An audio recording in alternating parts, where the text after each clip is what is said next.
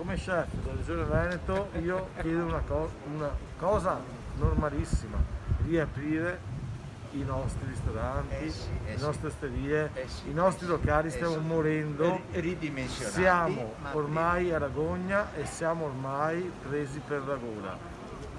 Governo, dateci una mano, non ce la date, fateci almeno lavorare.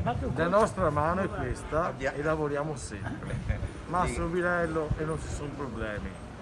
Io spero che arrivi a Conte e che Conte incominci a capire che questo c'è dappertutto, c'è il takeaway, comunque si va e si gira, c'è la gente che sta consumando, non c'è pandemia. In questo momento siamo a questa mattina a 382 casi in tutto il Veneto e non vedo perché non si possa aprire quello che è la ristorazione.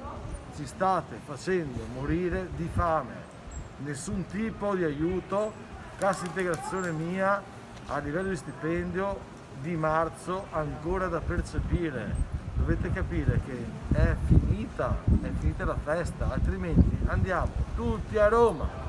Punto.